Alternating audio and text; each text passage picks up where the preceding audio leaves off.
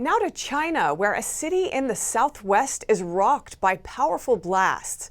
This after a fireworks factory exploded. But eyewitness videos seem to contradict what the authorities are saying. NTD's Tiffany Meyer brings us more. Powerful explosion shook a fireworks factory in the southwest Chinese city of Guanghan on Wednesday night. Authorities say at least 6 people were injured, with 0 reported deaths. But residents have doubts. Local authorities say their investigation is still ongoing.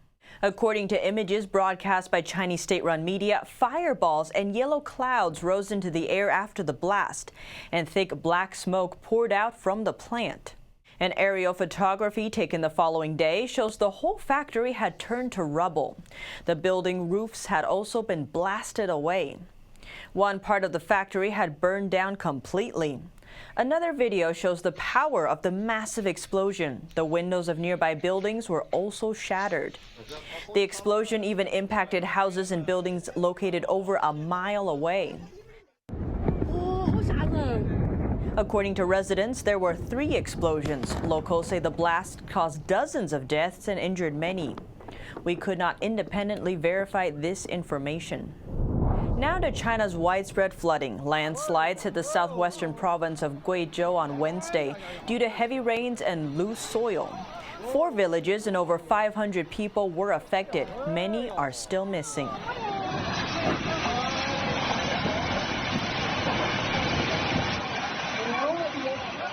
One villager told us that the whole village was nearly buried by mud.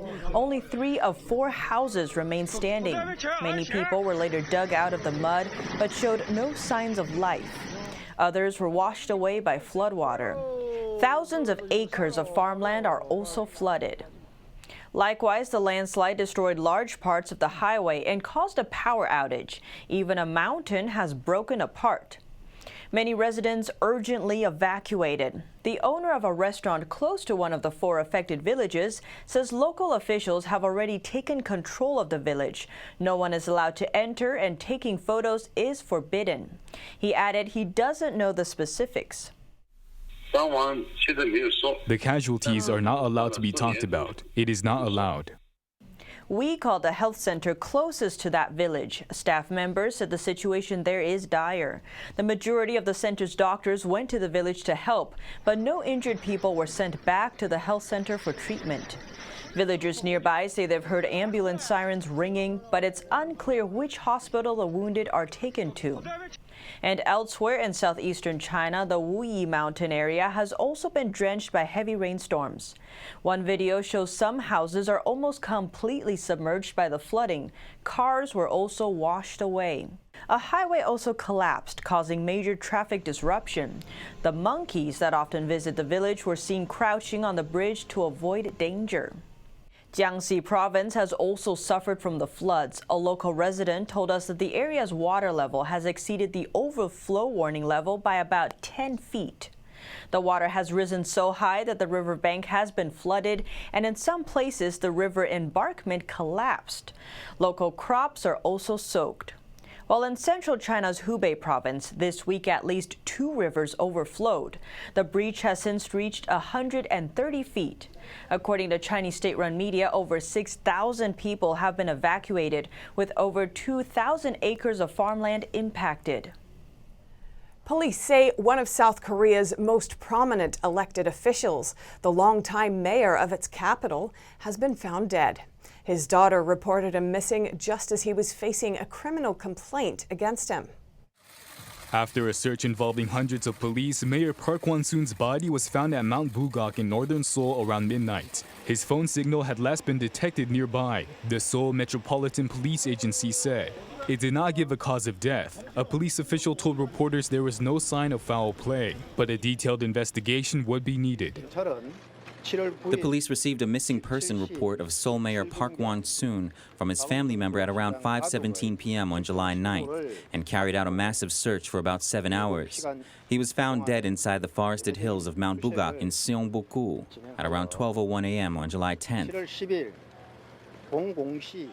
The Yonhap news agency said a former secretary of Park had filed a complaint on Wednesday over alleged incidents of sexual harassment. Choi said an investigation was underway after a criminal complaint had been lodged against Park, without elaborating. Up next, Amazon says it will require sellers in the U.S. to list their names and addresses publicly. It could help combat counterfeiting. Online retailers could need as much as 1 billion more square feet of warehouse space in the next 5 years as people make more purchases online. That and more when we return.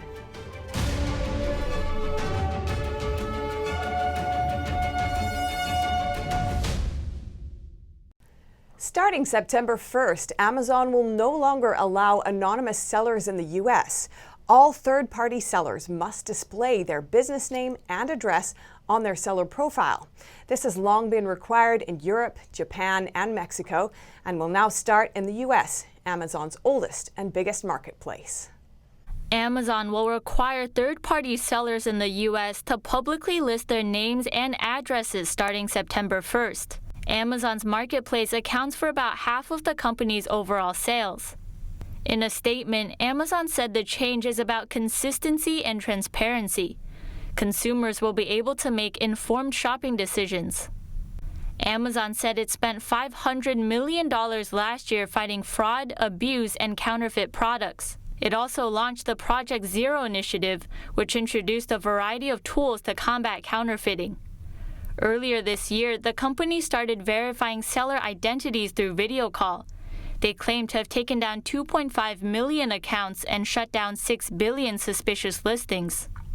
These actions come after constant pressure from the Trump administration and lawmakers to crack down on online fraud. In January, the Department of Homeland Security released a 54-page report on combating counterfeits, singling out online marketplaces like Amazon. Sellers were already required to provide their information to Amazon, but this new rule will make it public to buyers as well. This will reduce the wide selection of products Amazon is known for, but will filter out fraudulent listings. While demand for traditional retail real estate is shrinking during the pandemic, demand for another kind of space is growing. That is warehouses. With more and more people making purchases online, demand for industrial real estate could add 1 billion square feet in 5 years. The U.S. may need an additional 1 billion square feet of warehouse space by 2025 as online commerce continues to boom during the pandemic. This is according to commercial real estate services firm JLL. The company told CNBC about half of its leasing activity is now related to online shopping, compared to about 35% before COVID-19. One fast-growing trend is online grocery shopping, which has prompted the demand for cold storage. JLL predicts an additional 100 million square feet of cold storage facilities will be needed to keep up with the growing demand. A real estate investment firm estimates for each $1 billion of online sales, companies would need 1.2 million square feet of storage space. Due to the growing demand in storage space and shrinking of traditional retail, some developers are converting traditional malls into logistics centers. Google has reportedly abandoned its plans to offer new cloud service in China and some other countries. It sheds light on challenges U.S. tech companies face in countries that keep a tight control over their user data. Bloomberg News reports that Google canceled plans to offer a new cloud service in China and some other politically sensitive countries. It cited 2 employees familiar with the matter. The project was shut down in May, and the employees said that's partly due to geopolitical tensions and the pandemic. But a Google spokeswoman denied the reasons. She also said Google isn't weighing options to offer a cloud platform in China. In China, foreign cloud service providers have to partner up with a local company. In such a relationship, the partner company will keep control over user data. The scrapped initiative was part of a larger project called Sharded Google. The goal of this project is to create data infrastructure that's fully walled off from the rest of the company's network. Google is trying to expand its presence in cloud computing. Last year, Google Cloud generated nearly $9 billion in revenue. That's more than a 50% increase compared to the previous year. Tesla's CEO Elon Musk says the company is very close to developing a fully autonomous driving system. He says he's confident it can be done before the end of the year. Electric car maker Tesla is very close to achieving Level 5 autonomous driving technology. This is according to its CEO Elon Musk. Level 5 means a car is able to navigate roads without driver input.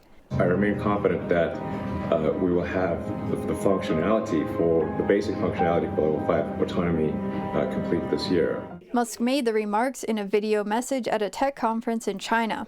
There are 6 levels of autonomous driving, with Level 0 being no automation. Level 5 is full automation, where a car operates by itself without input from a human driver.